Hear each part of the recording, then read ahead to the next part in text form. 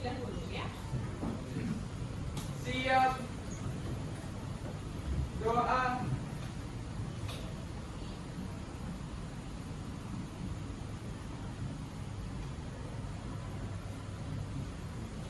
Doa selesai. Beri salam. Assalamualaikum warahmatullahi wabarakatuh. Waalaikumsalam warahmatullahi wabarakatuh. Oke. Ibu absen terlebih dahulu ya. Sambil aku tolong dinyalakan.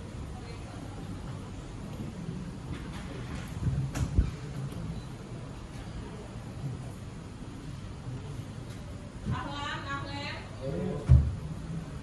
Aldebra, Aldo.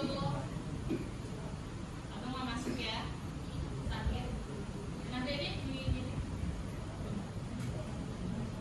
Lalu Aryan, Bunga, Dalia, Elviasi, Enki, Paris, Tiandika, Galuh, Gera, Ibnu, Jeremy, Latif, Mega, Rizky, Taufik, Fajrul, Ilham, Reflan, Sofi, Mandana, Nora, Nesha, Niko, Revaldi, Syafira, Bi, Wahyu, Yoga, Ishak, Andara, Agung. Jadi yang nggak masuk hari ini satu orang ya.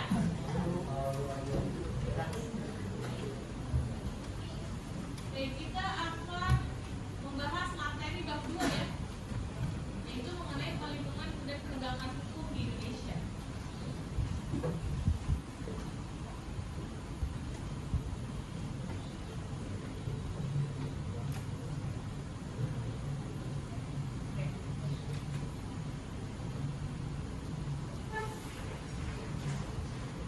Lihat ya. Baik. Ini materi bab berapa? 2. Mengenai perlindungan penegakan hukum di Indonesia. Kalau bab pertama tentang apa? HAM. Nah, kalau belajar tentang HAM itu berarti kita udah tahu hak kita itu apa kan? Di sini kita kalau udah tahu hak kita berarti kita juga harus tahu sekiranya hak kita dilanggar, berarti hukuman apa sih yang bisa didapatkan atau sanksi buat orang yang melanggar hak orang lain, gitu ya? Oke. Nah ini link absennya silakan di di scan barcode-nya ya. Silakan. Oke, sudah di scan barcode-nya ya? Isi absen. Kalau sudah, alangkah lebih baiknya untuk memulai hari ini ya, dengan semangat kita menyanyikan lagu wajib nasional dulu ya. Ya, sama berdiri dulu semuanya. Siapa yang jadi dirinya? Ya, ayo.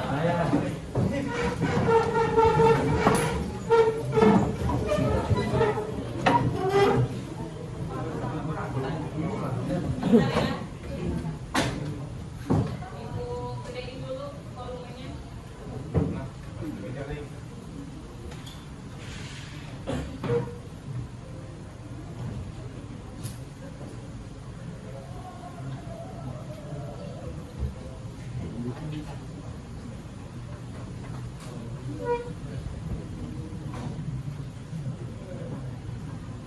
Tadi Mas Eka ya lagunya.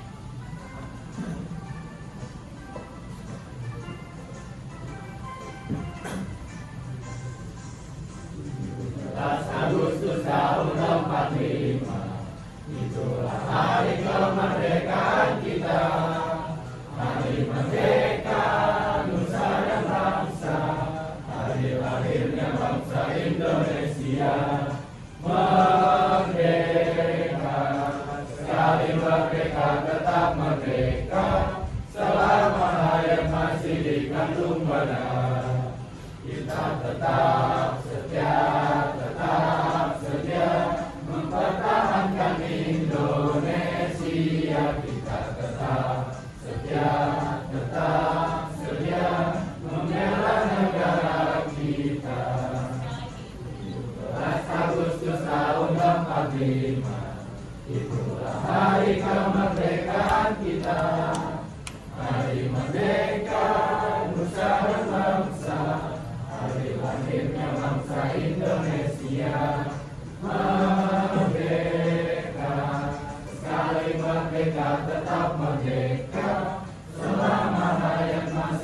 gantung badan. Kita tetap setia mempertahankan Indonesia. Kita tetap setia membela negara kita. Oke, selamat kembali. Terima kasih semua.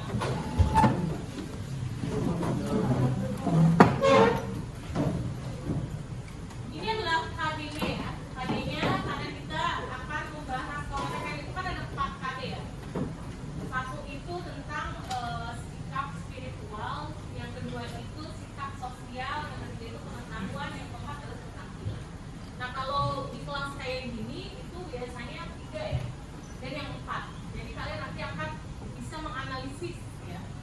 Bagaimana sih prakteknya perlindungan dan penegakan hukum di Indonesia. Terus kalian nanti harus bisa menyajikan analisis tadi. Ya. Ini di katalog pencapaiannya. Oke. Nah ini tujuan pembelajarannya. Ya, tujuan pembelajarannya apa sih? Jadi dari melalui ya menyimak video tadi misalnya nanti ibu sajikan video ya.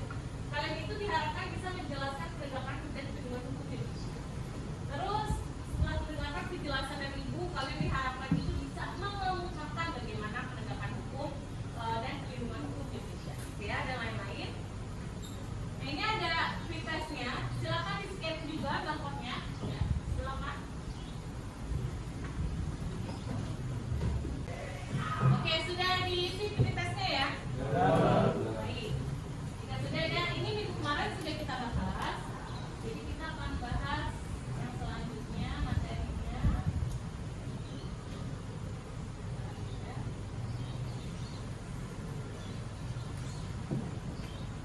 Nah, apa coba?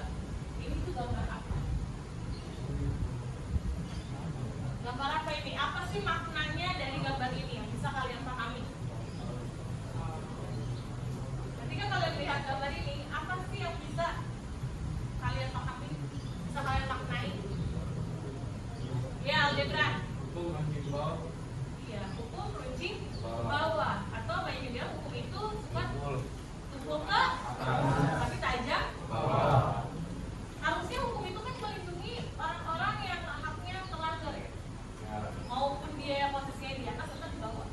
Tapi seringnya kalau orang pada faktanya ya, kalau orang yang dia posisinya di bawah hukumnya terlanggar, seringnya dia tidak mendapatkan haknya. Makanya ada istilah hukum itu tajam ke bawah, tumpul ke atas ya. Kenapa kita harus mempelajari hukum supaya kita nggak kayak gitu? Coba lihat, apa sih makna grafik ini? Kesimpulan apa yang bisa kalian ambil dari grafik ini? Banyak yang belum mendapatkan bantuan hukum. Iya, banyak yang belum mendapatkan bantuan hukum. Ya, memang ada peningkatan nggak atau ada penurunan tiap tahun? Tapi tidak signifikan. Iya, ada penurunan tapi tidak signifikan ya, cuma 1%. Ya. Ini 2019 ini yang tidak mendapatkan hukuman itu kan orang yang biru ya. 2019 itu 78,54. Di 2020 turun 1%, 77,5. Jadi faktanya banyak orang yang dia tuh mengalami punya haknya terlanggar, tapi dia tidak mendapatkan bantuan hukum. Apa sih bantuan hukum maksudnya? Bukan. Bentuknya apa? Biasanya kalau orang mendapatkan bantuan hukum itu biasanya apa bentuknya? Pengacara, diberikan pengacara gratis gitu ya, supaya dia bisa melewati proses penegakan hukum. Walaupun dia tersangka, tapi dia juga berhak diberikan pengacara. Pengacara itu tugasnya bukan membela, tapi apa? Meringankan dan melihat kasusnya itu seperti apa, sehingga dia bisa membantu orang ini untuk melewati proses hukum, karena dia nggak ngerti tentang hukum, ya. Ini yang terjadi. Sekarang kita lihat videonya ya.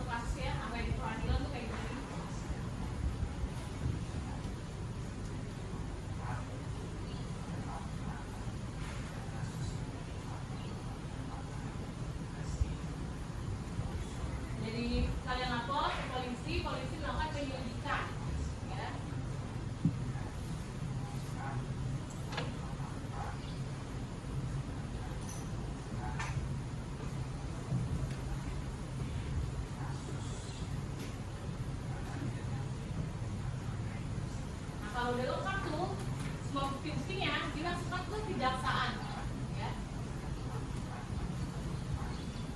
Karena jaksa nanti akan melakukan penuntutan buat si tersangka kalau bukti-buktinya itu udah lengkap, baru dia masuk ke peradilan.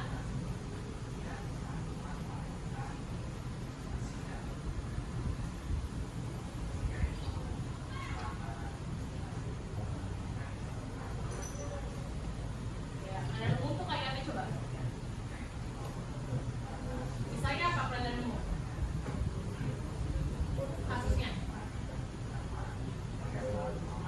maling, pencurian itu umum ya. Kalau khusus tuh kayak misalnya agama itu khusus ya, apa? Itu juga khusus. Umum tuh yang ada pengadilan negeri, pengadilan tinggi itu umum ya. Kalau pembunuhan, nah ini di sini umum. Pembunuhan, korupsi, pembunuhan, maling ya, yang kriminalitas.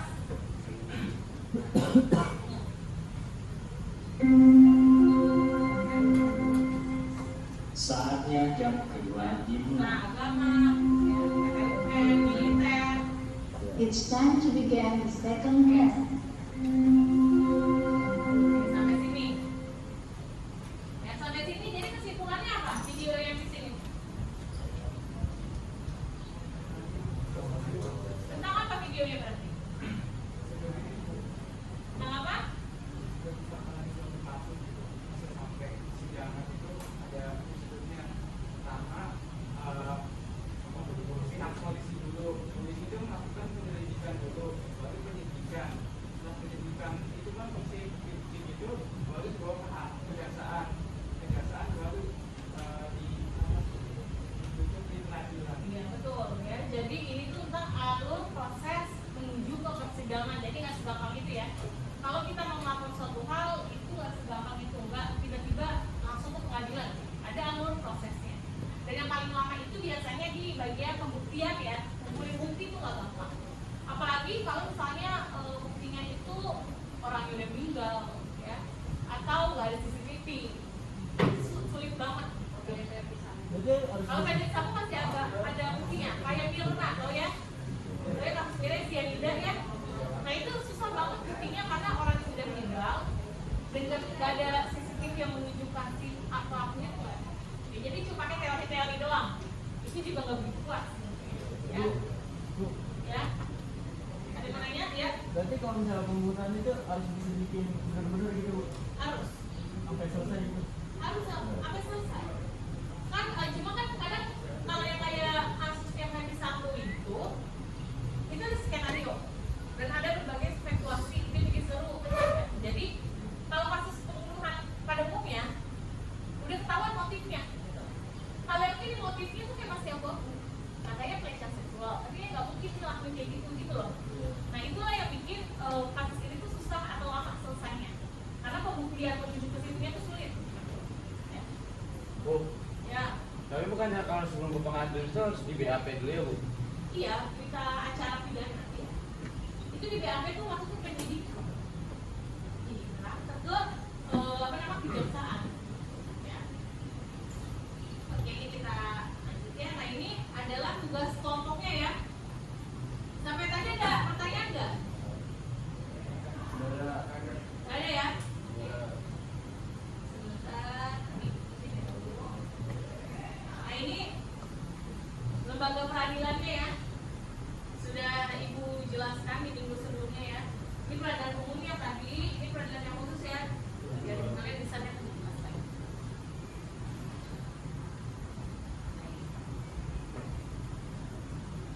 Nah sekarang tugas kelompoknya,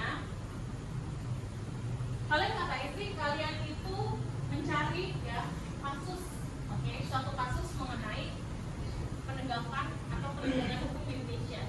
Kasus yang masih berjalan, kalau misalnya sih masih sekarang yang masih fresh gitu ya. Nah nanti setelah kalian misalnya mencari kasus itu, kalian tentukan apa sih penyebab masalahnya. Oke, penyebabnya itu karena apa? Motifnya itu apa? Jadi kalian tuh cari motif ya. Terus solusinya kayak gimana? Solusinya itu kan kadang udah ada yang diselesaikan di pengadilan ya. Tapi kalian juga bisa berikan saran untuk solusi dari kasus itu. Misalnya kalian di pengadilan tuh solusinya kurang apa ya? Kurang ini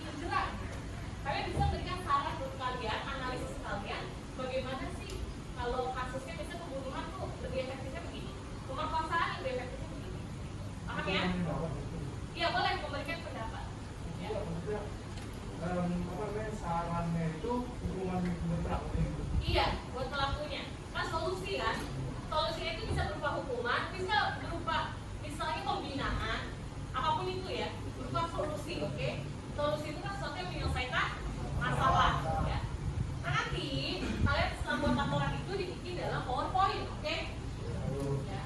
Tugasnya dari LKPD ini, nanti kalau udah selesai semuanya, tugasnya dikumpulin ke link di sini, ya. Ada pertanyaan nggak? Ya. Nah, ini format laporannya, ya, kayak gini ya. Tapi kalau misalnya kayak gini cuma apa mau di first slide, itu it's okay. Ini cuma contoh doang. Ada pertanyaan nggak mengenai tugasnya? Paham semuanya ya? Kalau paham, silakan duduk sesuai kelompoknya. Ya udah yang ditentukan kan? Ya. Udah itu kelompok 1 di sini ya, kelompok 2, 3, 4, 5. Ya, silakan Rio. Duduk sesuai kelompok. Oke, anak-anak ini yang KPD-nya nanti silakan dibaca mengikuti perintah dari sini ya. Siapa dipegang? Ngalamin maksudnya lu ngomong deh. Siapanya? KPD-nya kelompok yang bakal kelompok 1 ke 5 ya. Yang KPD-nya nih. Itu kan misalnya gini, apa hukuman buat yang itu apa ini? Dikasih apa?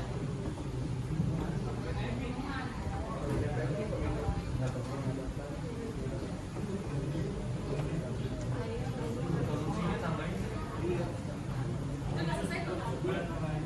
Tinggal apa? Ini. Tentang apa? Beli.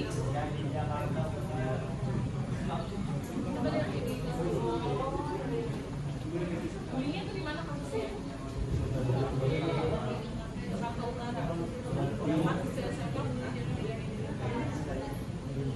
Ini tentang apa?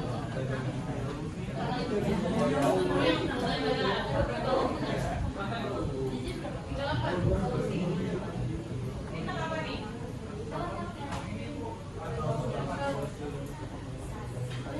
Terus apa? KPD-nya udah keluar? Nggak selesai yang itu juga. Ini mau lewat rumah kita ya?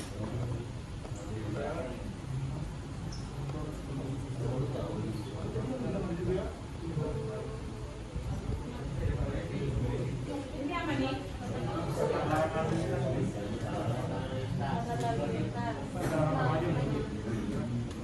Ada kasusnya apa ini kami nggak bicara umum.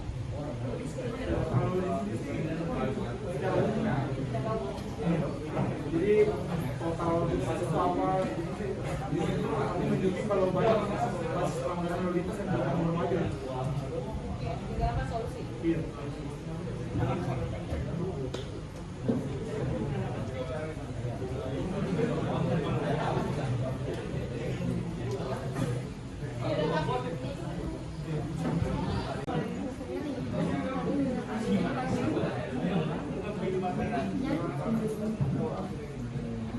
Oh ya.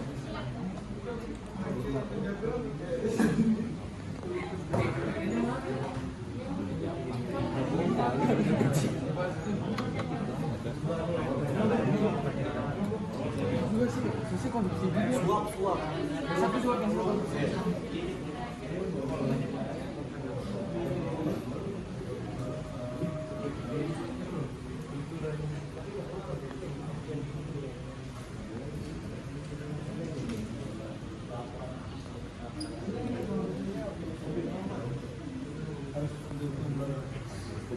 Apa namanya itu yang sudah ada Pantas. Hukumnya dibunuh.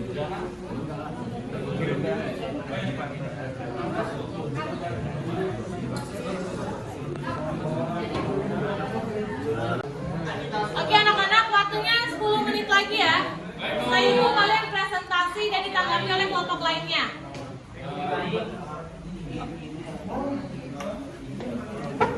Yaudah sampai mana nih?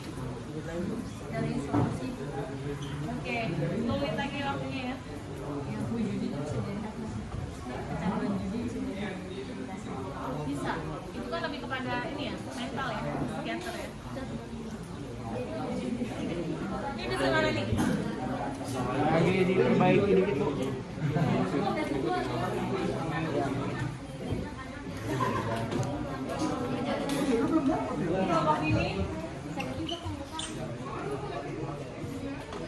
bagi-bagi ya. Misalnya dia apa-apa. Udah Bu. Udah kelar.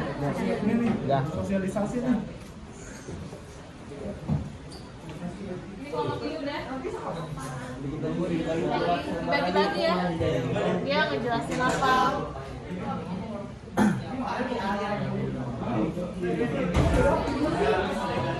Kelompok ini udah. Jajannya warnanya jangan sama kelak. Kan bagi-bagi si A jelasin apa, B apa.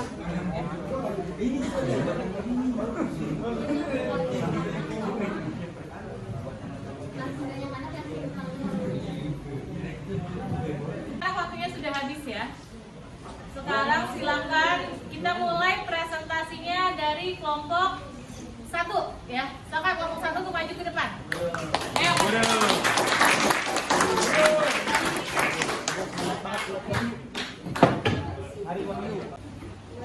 Assalamualaikum warahmatullahi wabarakatuh. Waalaikumsalam warahmatullahi wabarakatuh. Kami dari kelompok 1 ingin mempresentasikan tentang kasus ayah bunuh anak dan aniaya istri di Depok. Nama saya Alen Elangga, nomor akun 1. Saya Bunga Fadlia, absen 6. Saya Farid Fajabi, absen 10. Saya Jeremy Ezekiel, absen 12. Saya Atif Indrawan, absen 16. Saya Main Priyadi, absen 32. Saya Trisari Ramadana, absen 31. Latar belakangnya berdasarkan keterangan pelaku dalam berita acara penyidikan BAP, istrinya Enti 31 tahun yang sebelumnya bekerja di sebuah gerai makan siap saji di kawasan Margonda diminta untuk berhenti dan fokus mengurusi anak. Tapi Enti meminta agar Rizky menanggung utang ke bank sebesar Rp 50 juta sebagai ganti keluar dari pekerjaan dan fokus mengurusi anak. Karena Rizky yang hanya berprofesi sebagai tenaga honorer, maka kondisi ekonomi mereka berantakan.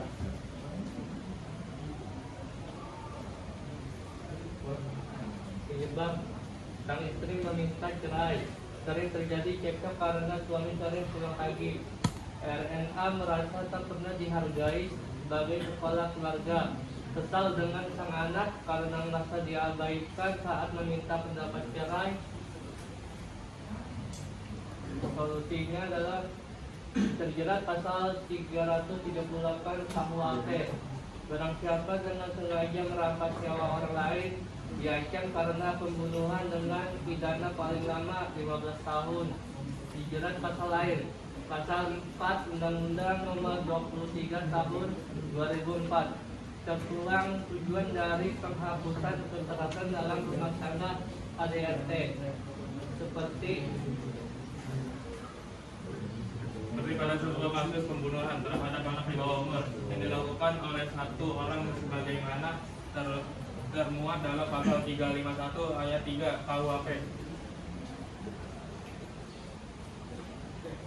Ya dari kelompok kami, wassalamualaikum warahmatullahi wabarakatuh. Waalaikumsalam warahmatullahi wabarakatuh. Tepuk tangan.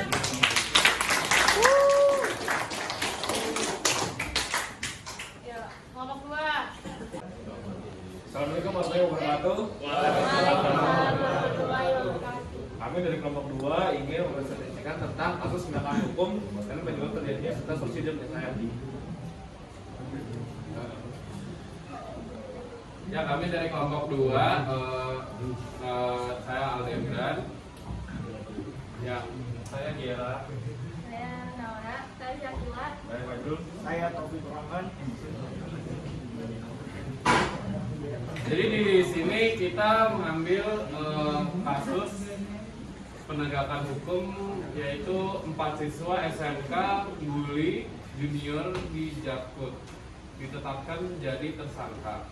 Di sini kami akan menjelaskan penjelasan sama penyebab dari kasus tersebut, kenapa bisa terjadi, dan solusi untuk kasus tersebut.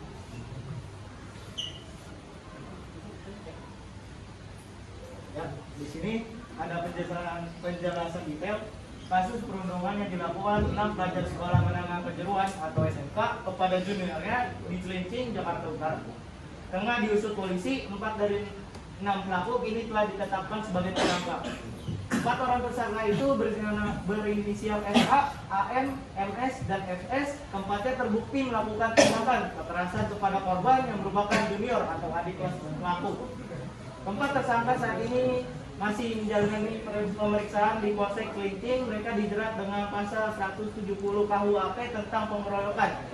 Keempat siswa yang terlibat dalam penganiayaan memiliki perannya masing-masing. Ada FA, FS yang berperan memukuli korban, kemudian AM yang memikul dan melempar kursi plastik ke arah korban, dan MS yang menendang tubuh korban. Meski sudah ditetapkan sebagai tersangka, 2 di antara 4 tersangka masih dalam pencarian polisi. Mereka langsung kabur dari sekolah usai mengetahui akan ada polisi yang datang untuk memeriksa ke sekolah.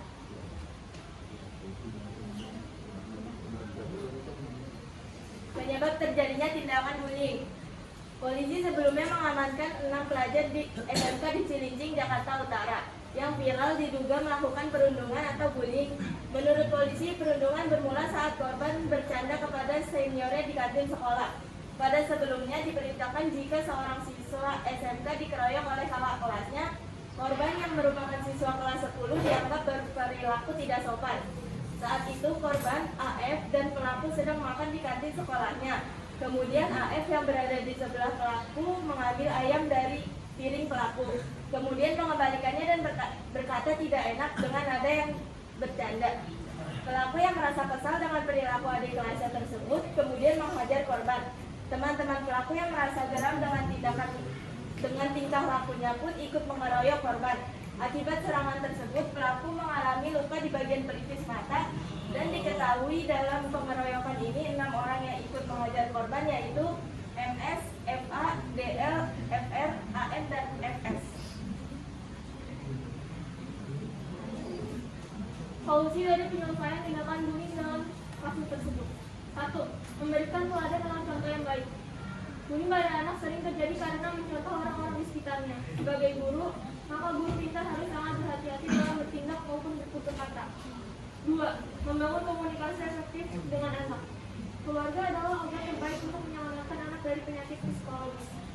Bullying dapat dilakukan anak biasanya disebabkan oleh peran orang tua yang tidak optimal dalam proses pengasuhan. 3. Mengajarkan kepedulian dan empati. Pelaku bullying cenderung tak mengetahui dengan perasaan dan akibat buruk dari korbannya.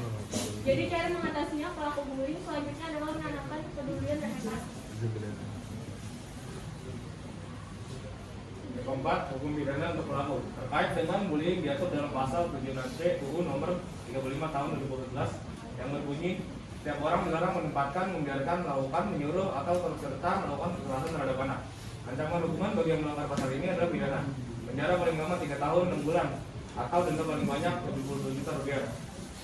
Solusi dari analisis kelompok kami. Dalam kasus ini menurut kami, korban yang memulai perkara terlebih dahulu dengan mengganggu kakak kelasnya yang sedang makan.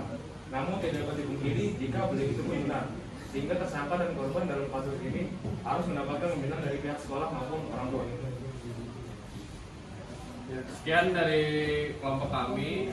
Mungkin ada yang mau bertanya. Ya. Nama saya Yoga, kami perwakilan dari kelompok 5. Dan tadi kan bisa dibilang tuh kalau buat pelaku sama korban itu diberikan pembinaan dari sekolah. Kira-kira apa pembinaan yang bisa diberikan kepada pelaku ataupun kepada korban? Ya, untuk menanggapi pertanyaan dari Yoga, menurut kami, menurut kelompok kami, pembinaan yang tepat dari sekolah mungkin itu dari bimbingan konseling untuk membina para pelaku dan korban juga ya. Jadi itu kan kasusnya bermula dari korban yang mengganggu gitu kakak kelasnya, dan itu tidak sopan, dan itu berkaitan menurut kami itu sopan santun ya terhadap yang lebih tua, dan itu bisa dibina di bimbingan konseling di sekolah tersebut. Dan untuk orang tua ya mungkin juga sama sih, biasanya mengajarkan sopan santun di luar pada yang lebih tua atau yang di sekolah sama teman-temannya, sama guru atau siapapun di sekolahnya, itu harus dibina lebih lagi dari orang tuanya dan sekolahnya dengan cara membina sopan santun dan attitude sih. Itu menurut dari kelompok kami.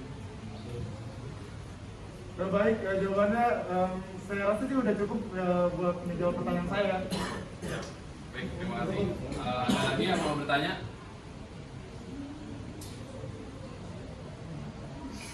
Tidak ada? Oke, baik, terima kasih. Sekian penjelasan mengenai kasus penegakan hukum yang sudah dipaparkan oleh kelompok kami. Terima kasih. Wassalamualaikum warahmatullahi wabarakatuh.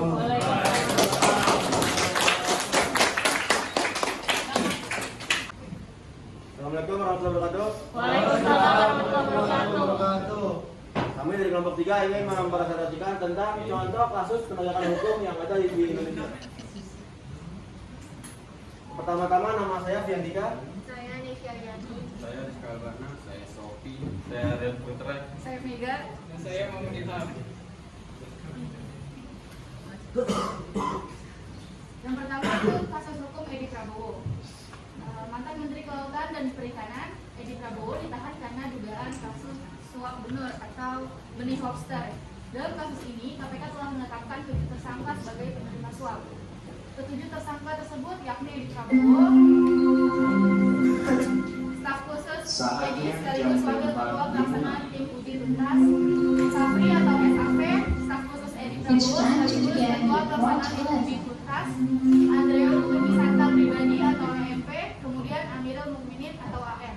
Dari unsur swasta atau sekretaris pribadi Edi, pengurus PT Aero Citra Cargo atau ACIKA, Siswadi atau SWD, dan Ainul Fakih atau AF, selaku staf istri Edi.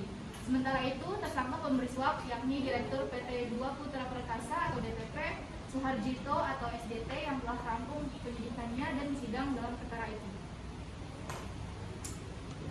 dan ada juga alasan jadi tersangka dalam kasus suap ekspor benur atau benih lobster ini. Edi Prabowo ditetapkan sebagai tersangka penerima suap bersama 5 orang lainnya, yaitu staf sus Menteri KKP Safri atau SAS, dan Andreau pribadi Misanta atau APM, pengurus PT Aero Citra Cargo PT ACK, Siswadi atau SWD, staf istri Menteri KKP Ainul Fakih, dan Amirul Mukminin AF. Sementara pemberi suap adalah Direktur PT 2 Putra Perkasa Pratama, PT DPPP, perusahaan-perusahaan yang mendapat penetapan izin ekspor benih lobster menggunakan perusahaan forwarder dan ditampung dalam satu rekening hingga mencapai 9,8 miliar dan $100.000 Amerika Serikat dari Suharjito melalui Safri dan Amiril. Uang yang masuk ke rekening PT ACK yang saat ini menjadi penyedia jasa kargo satu-satunya untuk ekspor benih lobster itu selanjutnya ditarik ke rekening pemegang PT ACK, yaitu Ahmad Bahtiar dan Amri, senilai total 9,8 miliar. Uang ini dipergunakan untuk belanja barang mewah oleh Edi dan istri-istrinya di Honolulu, Amerika Serikat pada 21 sampai dengan 23 November 2020, sejumlah sekitar 750 juta, diantaranya berupa jam tangan Rolex, tas Tumi dan LV, sepeda road bike, dan baju Old Navy. Kasus hukum Juliari Peter Batubara. Dalam contoh kasus pelanggaran hukum yang selanjutnya ada pada mantan Menteri Sosial Juliari Peter Batubara.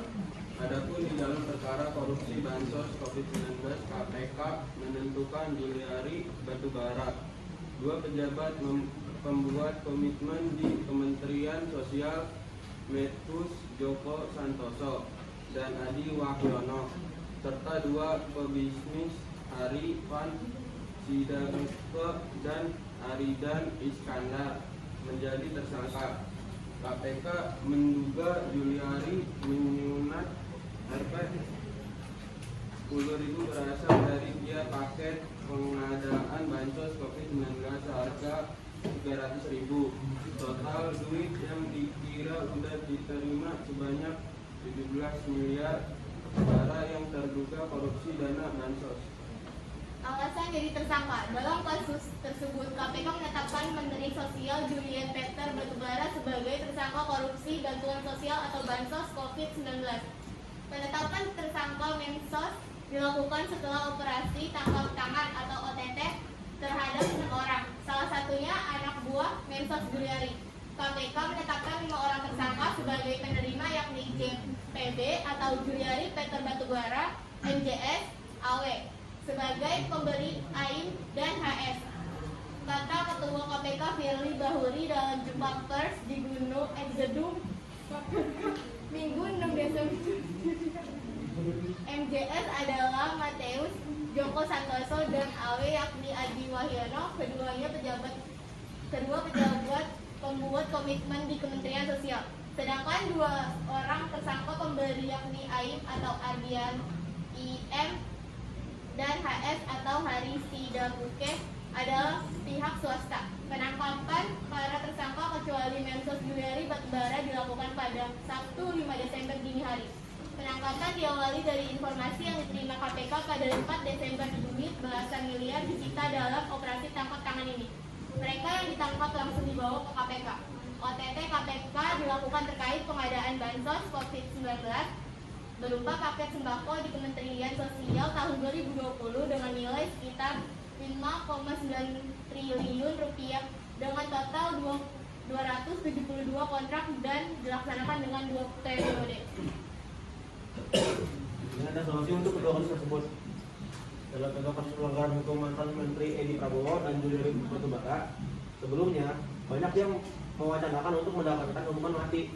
Namun, hukuman mati yang diatur dalam pasal 2 ayat 2 Undang-Undang Tindak Pidana Korupsi atau Tipikor memang tidak bisa diterapkan bagi tersangka yang melakukan korupsi di kondisi tertentu, mesti bencana alam. Tapi penerapannya tak semudah itu karena KPK perlu membuktikan adanya kerugian negara yang ditimbulkan akibat perbuatan Juliari dan Edi Prabowo.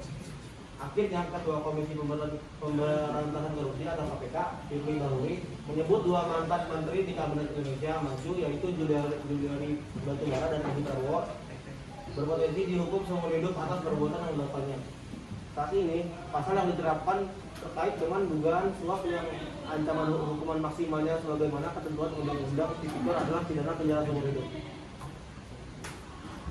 Solusi dari kelompok kami yaitu menurut pandangan kelompok kami mengenai kedua kasus tersebut harusnya mereka berdua harus dihukum mati atas perbuatan yang mereka lakukan.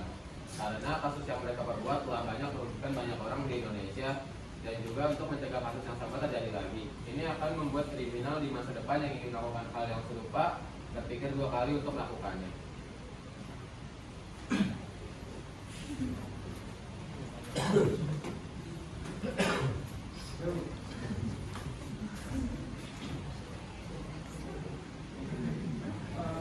Baik, ada yang mau bertanya?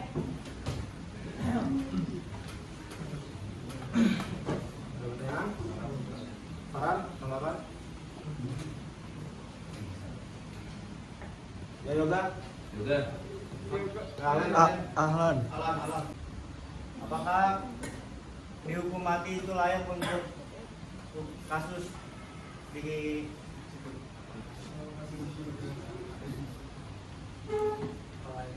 Menurut saya ya untuk pandangan kelompok kami ya layak-layak saja karena mereka merugikan banyak orang dalam keadaan bencana alam dan pada saat itu orang-orang pada kesusahan kan dan dia malah mengambil keuntungan dari kesalahan tersebut dan itu sudah pantas dong buat hukuman mati. Tapi bukannya yang bisa mencabut nyawa manusia itu hanya Tuhan saja. Lu bisa? Karena ada hukum. Maksudnya karena ada hukum jadinya boleh. Yang menurut hukum mungkin ya hukumannya bakal diberikan seumur hidup seperti yang sudah terjadi di pengadilan. Ya. Tapi kalau di penjara bisa aja kamarnya bisa mewah.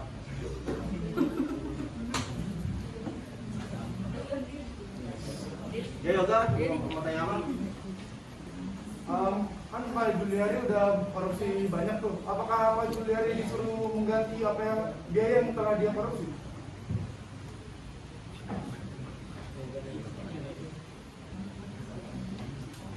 Biasanya untuk kasus korupsi, setahu saya uang yang telah dikorupsi disita oleh pemerintah dan mungkin diberi denda si Pak Juliari. Ya, dijatuhkan hukuman sekaligus dendanya.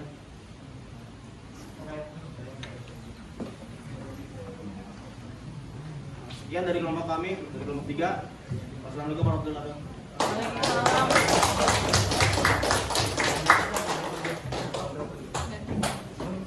Wassalamualaikum warahmatullahi wabarakatuh. Waalaikumsalam warahmatullahi wabarakatuh. Kami dari kelompok 5 akan mempresentasikan tentang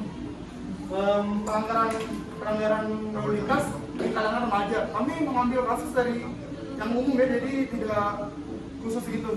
Sebelumnya perkenalkan, nama saya Yoga. Nama saya Alfianti. Saya Fitriana. Saya Muhammad Rangga. Saya Dara. Saya Isa. Saya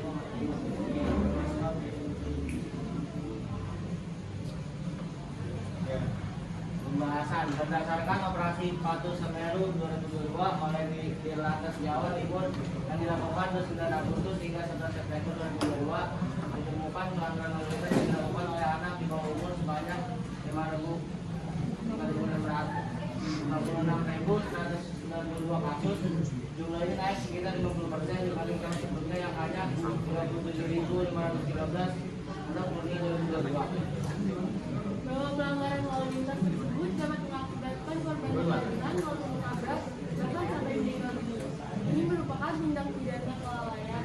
Ketertiban anak dalam kasus kecelakaan lalu lintas ini mendorong anak mau tidak mau harus berhadapan dengan hukum. Penyebabnya atau faktor penghambatnya pertama adalah psikologis anak, sosial anak.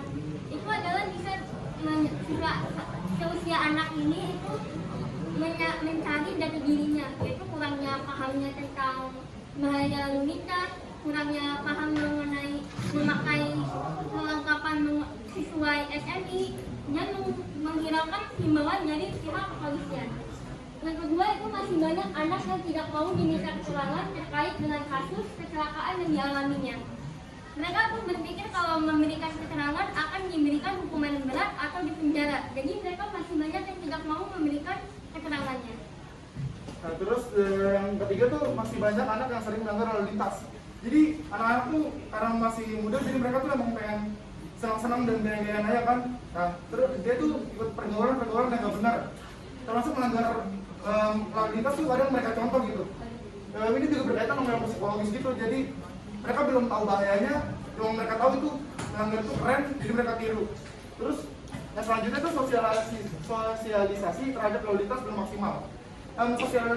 Sosialisasi lalu lintas itu sudah dilakukan oleh pihak kepolisian, tetapi itu belum maksimal. Terutama apalagi ke yang desa-desa paling kota doang gitu. Terus juga kadang sosialisasi yang dilakukan polisi juga masih kurang, masih banyak. Bahkan saya yakin di antara kita semua ini masih ada aja gitu rambu lalu lintas yang belum kita pahamin. Jadi itu penyebab-penyebabnya. Solusi penetapan hukum yang tegas dengan adanya peraturan undang-undang dan bukan permainan saham tempel di jalan. Contohnya saham tempel seperti menyuap polisi dan lain-lainnya yang untuk melancarkan yang ada. Kayak misalnya menyuap mau ngelarin masalah tuh langsung kelar gitu, nggak langsung kelar, nggak lama gitu. Terus yang kedua, mengadakan sosialisasi terhadap peraturan-peraturan berlalu lintas terutama pada sekolah-sekolah. Contohnya kayak pembimbing mengadakan kayak apa tuh, kayak seminar ya, kayak seminar. Terus udah sih gitu aja. Terus yang ketiga di sini ada memperketat razia dan memperbanyak CCTV untuk memantau pelanggaran yang terjadi di lalu lintas dan menegur secara tegas. Yang kita tahu pada zaman ini sudah ada pelanggaran razia CCTV ya, yang bisa langsung diperoleh gitu suratnya ke rumah. Dan itu sebenarnya keras banget ya, karena langsung didenda 500.000. Dan itu juga salah satu jalannya razia. Sekian. Ya, itu sekian dari kelompok kami tentang pelanggaran lalu lintas di kalangan remaja. Apakah ada yang mau bertanya? Itu kan dan tadi tuh katanya ada suap menyuap gitu dari polisi. Tanggapannya itu buat kasus kayak misalnya kita ketilang gitu, terus habis itu nyelesainnya pakai uang. Tanggapan kalian itu apa? Nah, oke, saya jawab dari pertanyaan dari Amren. Jadi ya makanya tadi kami bilang balik lagi Bang, ke sini Bang. Nah, makanya itu kami itu nggak setuju dengan itu. Karena makanya menurut kami solusi yang tepat buat ngejalanin itu penegakan hukum itu harus tegas gitu. Kalau ada seandainya orang-orang yang pengen membayar untuk ngelewatin tanpa berjalan di peradilan, jadi dia cuma bayar dong 50.000 gocap atau berapa kan 70. Itu tuh seharusnya jangan gitu. Jadi kami menurut kami polisi-polisi yang menerima subukan tadi tuh seharusnya mungkin diberi hukuman atau diberi bimbingan lagi gitu. Nah, ini makanya ini sudah jadi budaya kan di Indonesia kan? Iya. Makanya masih banyak oknum-oknum polisi yang besar di Indonesia ini. Makanya karena yang seperti itu sudah jadi budaya di Indonesia, makanya banyaklah remaja-remaja yang melanggar lalu lintas karena hukuman biasa aja. Berarti kamu mau pernah kan? Apakah ada lagi yang ingin bertanya? Oke, silakan.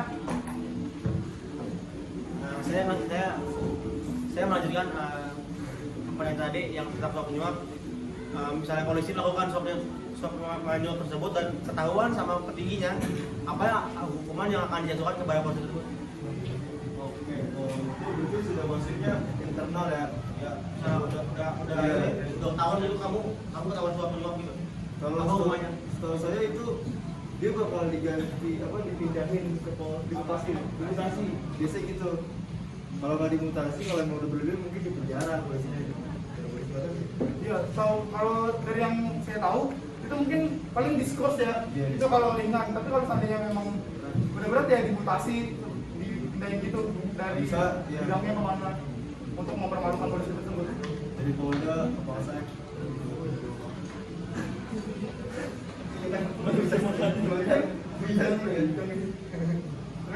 Apakah udah cukup?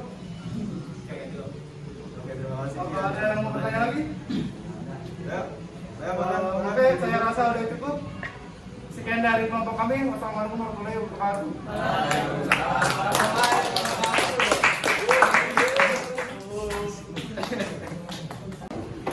Oke, anak-anak sudah presentasi semuanya ya. Kalau sudah, sekarang silakan kembali kepada tempat duduknya masing-masing ya. Silakan.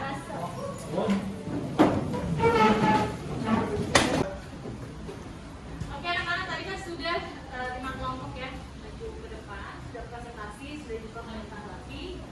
Ini ibu akan komentari dan ibu beri tanggapan mengenai yang sudah tadi kalian presentasikan. Jadi nilai juga. Untuk rata-rata penyajian pemahaman materi ya itu masih banyak yang kurang. Yang ibu lihat penyajian dan pemahaman materinya sudah bagus, itu kelompok 5. Karena dia itu bisa menyajikan dan memahami materi tanpa maksudnya berpaku sama PPT ya. Jadi misalnya dia itu di PPT-nya cuma segini tapi dia bisa menjelaskan kepada teman-temannya, kepada kalian. Selebihnya masih baca PPT ya. Jadi namanya presentasi itu kalian itu mempresent, mempersembahkan. Itu sudah harus paham materinya. Jadi nggak yang begini nih, presentasi itu nggak begini tapi begini. Enak nggak kalau ibu ngajar tapi ibu begini dong? Enak kan? Sama kalian juga seperti itu ya. Jadi itu diperbaiki lagi ke depannya. Kreativitasnya beberapa kelompok udah lumayan, tapi beberapa yang lain itu masih kurang ya. Maksudnya PPT-nya itu masih standar lah. Untuk ukuran kalian kelas 12 anak TKJ itu masih lebih baik. Dan untuk kesesuaian tema dengan LKPD itu sudah sesuai semuanya. Cuma yang ibu sayangkan itu masih banyak yang belum memahami materi. Untuk beberapa hal yang tadi dibahas itu, kayak misalnya pertanyaan Juliari itu apakah dia harus membayar ganti rugi dari yang sudah dia korupsi. So, dalam kasus korupsi itu biasanya si tersangkanya itu membayar denda, ya. nggak akan dia misalnya korupsinya 200 miliar, dia suruh balikin lagi kira-kira bisa nggak? Hartanya diambilin semuanya itu nggak akan nyampe 200 miliar. Akhirnya dia disuruh bayar juga dengan disita setelah aset-asetnya dengan tambahan hukuman penjara. Nah hukuman penjara itulah yang membayar sisa dari yang harus dia ganti. Walaupun misalnya emang nggak sesuai ya, misalnya dia korupsi 100 miliar, penjaranya 10 tahun, belum lagi potong lagi ya kan, itu nggak sesuai ya, tapi seperti itu. Ada lagi tadi kasus gagal ginjal akut ya, nah itu juga kasusnya itu belum terselesaikan sampai sekarang ya. Bagus tadi kelompok 4 sudah mencari solusi sendiri dan sudah mencari kira-kira masalah mana sih yang bisa dikenakan kepada pelaku. Karena memang yang paling disalahkan di sini bukan cuma perusahaan tapi BPOM. Kenapa BPOM? Ibarat film itu harus ada sensor kan? Iya, ada lembaganya. Apalagi obat itu kan BPOM, Badan Pengawas Obat dan Makanan. Nah itu tuh harus benar-benar teliti karena ini menyangkut kehidupan banyak orang. Jadi kalau dia udah lalai, ya pasti akan kayak gitu efeknya. Dari 100%, 57% anak itu meninggal dunia. Makanya itu memprihatinkan ya. Dan yang kasus yang terakhir itu lalu lintas, ini suap menyuap ya, itu banyak juga. Makanya kita belajar KD 3.2 itu supaya kita menegakkan hukum. Kita udah tahu hukum begitu, berarti kita nggak boleh begitu kan? Kita udah tahu nih, oh menyuap itu melanggar lalu lintas. Berarti kalau ditilang harusnya di mana? Kok ditilang? Terima apa? Menanyakan dulu. Menerima surat tilang dan menyelesaikannya di pengadilan. Paham ya? Paham. Karena lalu lintas ini memang banyak yang melanggar, apalagi anak-anak semua kalian ya. Iya, Bu. Kalau nyetir itu nggak ngeliat kanan kiri main gas. Spion cuma jadi pajangan, Bu, spion. Hah? Gimana kalau lihat kader-kader? Ya ini beda ya. Kalau ini karena keahlian, tapi kalau kalian itu karena keahlian, tapi masalah emosi aja. Iya, Bu. Jadi jiwanya tuh masih semangat. Saya masih sering sih, Bu, melanggar lalu lintas. Ya boleh. Ini korbannya ibu korban ya. Ibu, nama, Bu? Siapa, Bu, orangnya? Siapa? Saya matiin sekarang. Itu akibat, ya padahal ibunya udah santai, cuma dianya lembut ya. Terus gimana, Bu, cara menyelesaikannya tuh? Ya udah, bisa dengan kekeluargaan. Duit dong. Yang penting nggak usah pakai peronokan, ya. Oke? Itu ya. Ya, sampai sini nih kita kan udah ngebahas materi kita dari bagi 2 ya. Jadi kita lihat di sini ada berbagai kasus pelanggaran hukum, ya. Ada banyak, ada di keluarga, sekolah, masyarakat, lingkungan bangsa dan negara. Kalau di luar keluarga mah banyak yang hal-hal kecil. Orang tua lagi ngasih nasihat, kalian tuh main handphone. Jeremy, Bu. Rokok di jalan di motor boleh gak, Bu? Kenapa? Rokok di motor. Ya nggak boleh, Jeremy. Emang Jeremy, Bu. Itu di keluarga, di sekolah ngapain? Nyontek, keluarga, itu udah pelanggaran hukum. Apa lagi? Bolos pelajaran. Guru lagi ngejelasin, lagi perhatiin, itu udah pelanggaran hukum di sekolah. Nah kalau masyarakat main hakim sendiri, main hakim itu ngumpulin orang-orang ya yang dia maling, pakai narkoba, ya, terus gak mau kerja bakti dan lain-lain. Nah kalau bangsa negara itu gak punya KTP, gak mematuhi lalu lintas yang tadi itu bangsa dan negara ya. Terus melakukan tindak pidana dan lain-lain. Oke? Nih. Jadi contoh kasusnya ya, di keluarga, sekolah ya. Sudah ada yang melakukan ini di sekolah? Sudah, Bu. Sudah, jangan dilakukan lagi kalau sudah belajar ini. Berarti gak boleh. Baik, Bu. Mega. Judi itu? Jeremy. Bukan divaksin, itu narkoba. Ini bangsa dan negara ya, itu ceritanya kayaknya lagi apa, tawur apa, demo, sama membajak karya orang. Jeremy tuh, Bu, Jeremy. Mana yang mau narkoba? Saya ngeliat mukanya dia udah cantik.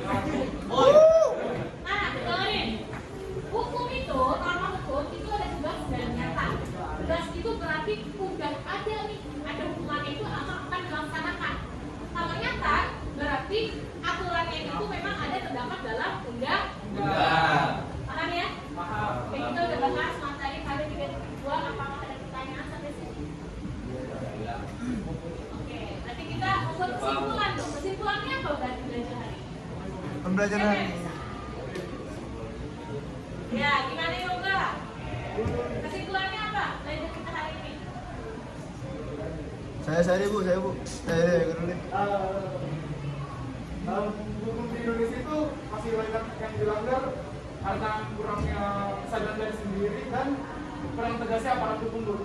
Jadi dengan belajarnya KD ini kita tuh seharusnya lebih tahu lagi, lebih memahami lagi kalau tentang hukum itu, jangan melanggar dan apa gitu. Bagus ya, jadi setelah mempelajari materi ini justru harusnya kita lebih aware lagi ya terhadap hukum. Boleh bikin angka pengennya Ibu?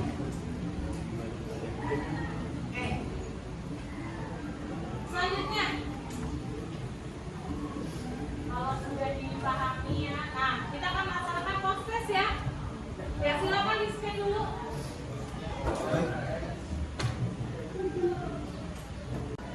Oke, sudah dikerjakan prosesnya ya? Kalau sudah dikerjakan prosesnya, nah ini ada quotes ya, dua hal yang paling buat kagum kata Immanuel Kant ya. Langit dan bintang di atasku dan buku moral dalam diriku. Kita harus punya ya. Oke, untuk minggu depan ya, kita itu berarti akan melanjutkan materi di KD 3.3 ya. Dan ini ada tugas yang harus kalian kerjakan di rumah ya. Dan nanti ini tugasnya dikerjakan, ini esai atau uraian. Bisa dipahami? Nanti bisa difoto atau nanti ibu share di grup. Masih ada pertanyaan untuk hari ini nggak sih ya? Jika tidak ada, maka kita akhiri pelajaran hari ini dengan doa. Silakan jangan tidur.